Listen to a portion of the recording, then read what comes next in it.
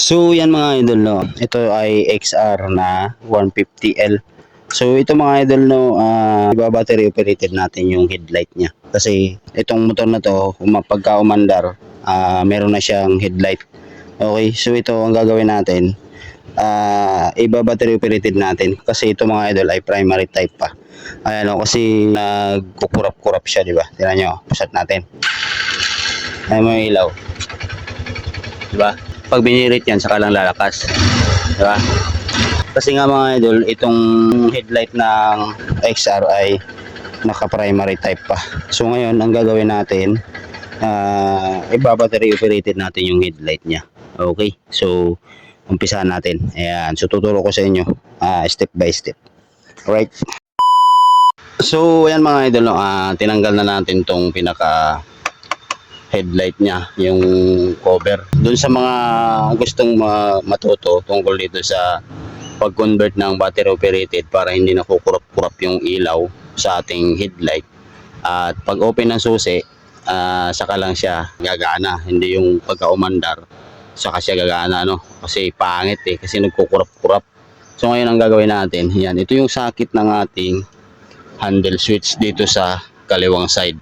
Okay, so ang hahanapin lang natin na wire dyan mga idol ay yung kulay dilaw. Ito kasing kulay dilaw na to mga idol, no? Ito yung supply ng kanyang primary. So galing to ng primary niya. So yan, hanapin natin yung kulay dilaw dito. So ngayon ang kulay dilaw dito mga idol ay tatanggalin na natin siya. Kumbaga i-disconnect lang natin. Ayan, kunin natin to. So ayan, kung makikita nyo, ito yung kulay dilaw niya, no? Ayan, so ngayon bubunutin natin. Okay, so bunutin natin yan. Tapos itong kabila mga idol ay susupplyan natin to ng accessory wire. Okay, so ngayon papaliwanag ko sa inyo. So ayan mga idol, no? Ayan, no? So tinanggal natin tong dilaw na to. Ngayon hindi na natin to i-connect. Kumbaga iti-tape na lang natin to dito. So ang mangyayari mga idol, 'di ba? Ito yung kadugtong niya na. So itong dilaw na to mga idol ay suksukan natin to ng wire. Okay? Tapos ibabalik lang din natin siya dito. Para ang mangyayari, pag suksok natin ng wire dito mga idol, yan. Makikita nyo, ito yung ano, lalagay natin, ano. Ayan, no. So susuksukan lang natin ng wire dito para hindi na tayo magbalat. Basta ito, bubunutin na natin to. So ito yung sakit niya to mga idol ay papuntang harness. Ito.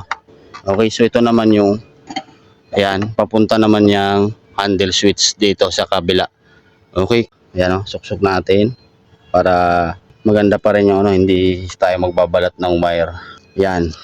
So ibalik lang natin siya. Yan. Ibalik lang natin, yan.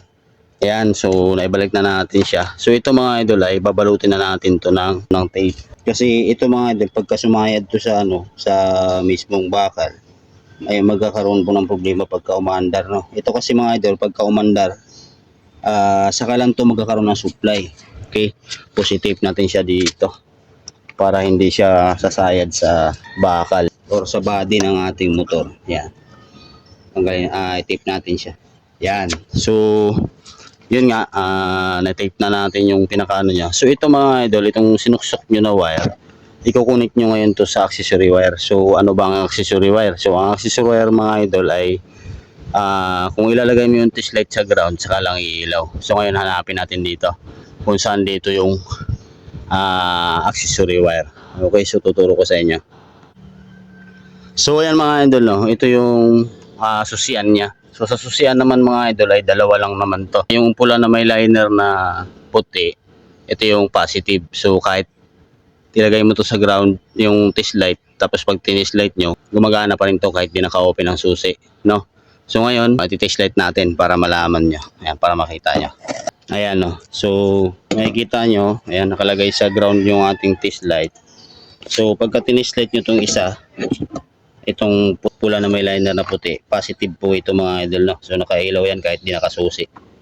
Ayan, no? Yan, so meron siya, di ba? So ngayon, itong isa, dito tayo magtatap ng wire. Itong pula na may liner na itim. So ito po yung kanyang susian. Okay, so ngayon i-connect natin itong test light. Yan. Yan, kung makikita nyo, yan yung test light natin. So susi natin. Yan, so dapat ganyan. Okay, so Diyan natin ikukunik yung wire na binunot natin or yung sinuksok natin dito sa mismong socket. Okay, so take note na mga idol na dito kayong mag-tap sa galing mismo sa handle switch, wag doon sa galing sa harness. Okay, so ngayon i-connect natin siya dito sa accessory wire. So ayan, nailagay na natin. So wala tayong binalatan na wire, no? Sinuksok lang na tayong wire, sinuksok lang natin doon sa accessory wire. Okay, so ngayon isusin natin ang motor. Ayan o, makikita nyo, susi natin. Ayan o. So pagka sinusi natin yung motor natin, meron na siyang ilaw. Ayan o. Ayan, tapos meron din yung high and low. Ayan. Pero ang kagandahan pagka battery operated na mga idol ay hindi magkukurap yung ilaw natin pagka umandar yung motor. Ayan o. So start natin. Ayan o. Pag susi niyan, gana na yung headlight. Ayan. Tapos meron pa rin yung high and low. Ayan. So nangyayari kasi mga idol, pagka naka-battery operated yung headlight natin, hindi siya magkukurap-kurap, ano. Hindi kagaya ng naka-primary type. Kumukurap siya pagka umaandar. Ito, susi natin. Yan, lakas na ng ilaw, no. Start natin. Yan, hindi na siya kumukurap-kurap, oh. So